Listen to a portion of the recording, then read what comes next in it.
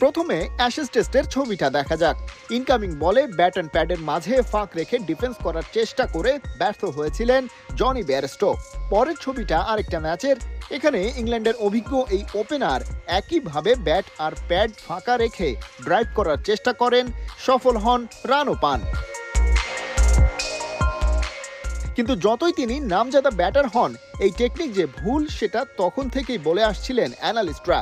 সিম movement কম থাকে এমন কন্ডিশনে শর্টার ফরম্যাটে বেয়ারস্টোর এই অ্যাপ্রোচ তাও ঠিক আছে, কিন্তু লাল বলে খেলার বেসিক রুলসই হলো ইনকামিং বলে ডিফেন্সের ক্ষেত্রে ব্যাটকে যতখানি সম্ভব রাখতে হবে শরীরের কাছে, যাতে বল ওই ফাঁক গোলে স্ট্যাম্পে আঘাত করতে না পারে। এই ব্যাট প্যাডের গ্যাপ আর ফুটওয়ার্ক নিয়ে বিস্তর সমালোচনা হয়েছে ভারতের সেঞ্চুরিয়ান ডেবিউটেন্ট পৃথ্বী শয়েরও।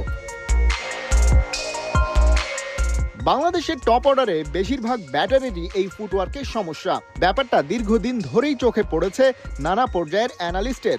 প্রতিপক্ষের বোলারদেরও দৃষ্টি এড়ায়নি নিশ্চয়ই।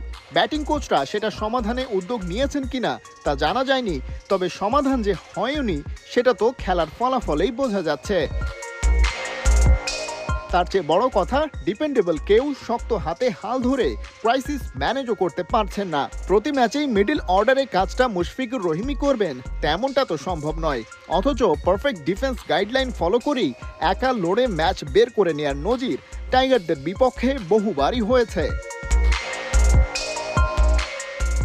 চেন্নাই টেস্টের কথাই ধরুন, যে ম্যাচে হাসান মাহমুদের দাপটে 144 রানে 5 উইকেট খুইয়ে ধুঁকছিল টিম ইন্ডিয়া, সেখান থেকেই অশ্বিন কাণ্ডে ভারতের প্রথম ইনিংস যায় 376 পর্যন্ত, আর তারা বাংলাদেশের বিপক্ষে ম্যাচটা জিতেও নেয় 280 রানের বিশাল ব্যবধানে।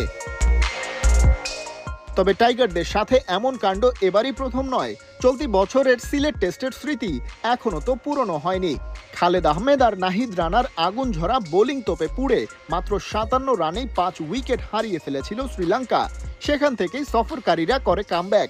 ক্যাপ্টেন ধনঞ্জয় ডি সিলভার সাথে কামিন্ডু মেন্দিস প্রত্যেকে করেন 102 করে। দ্বিতীয় ইনিংসের রিকভারির সুবাদে ম্যাচ জেতে 328 রানে। কিংবা 2006-এর অ্যাডাম গিলক্রিস্ট কাণ্ড ভুলে গেলে চলবে কেন? সেবার দারুণ খেলেছিল বাংলাদেশ।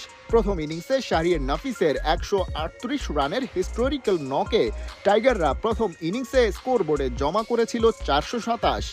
আজ পর্যন্ত এটাই অজিদের বিপক্ষে টাইগারদের এক ইনিংসে সর্বোচ্চ টোটাল। ব্যাট করতে নেমেও অস্ট্রেলিয়া 93 রানে 6 উইকেট হারালে ওদের বিপক্ষে পয়লা টেস্ট জয়ের সুবাস পেতে শুরু করেছিল হাবিবুল বাশারের দল। কিন্তু গিলক্রিস্ট একা হাতেই যেন কেড়ে নিলেন সব। বিপদ মেরামত করে দলকে নিয়ে সামনে এগোনোর পথে করলেন 144। দ্বিতীয় ইনিংসে ক্যাপ্টেন রিকি পন্টিং এর সেঞ্চুরির সুবাদে বাংলাদেশ সেই ম্যাচটাও হারে 3 উইকেটে। টাইগারদের বিপক্ষে এসব পুরনো পরিসংখ্যান তুলে আনার কারণ একটাই, প্রশ্ন তোলা ঝুলিতে যে দারুণ একটা বোলিং অ্যাটাক আছে। নাহিদ রানার মতো এক্সপ্রেস পেসারের সাথে হাসান মাহমুদের মিডিয়াম পেস, তাসকিনের খুনে বোলিং। ভারতের বিপক্ষে লড়াই মিস করা শরীফুল, এবাদত কিংবা খালেদ আহমেদও তো কম যান না। স্পিন অ্যাটাকে সাকিব মিরাজরা আছেই, কন্ডিশন বিবেচনায় বেঞ্চে বসান নাইম তাইজুলরাও কম কার্যকর নন। কিন্তু বোলাররা যে সুযোগ তৈরি করছেন ব্যাটারদের কারণে একের পর এক সেসব বিলীন হচ্ছে ব্যর্থতায়। একজন গিলক্রিস্ট, কামিন্দু মেন্ডিস কিংবা অশ্বিন হয়ে উঠতে পারছে না কেউ। ভবিষ্যতের বাংলাদেশে কে হবে সেই জন?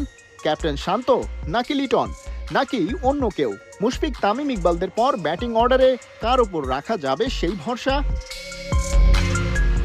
খালিদ জামিল, 71।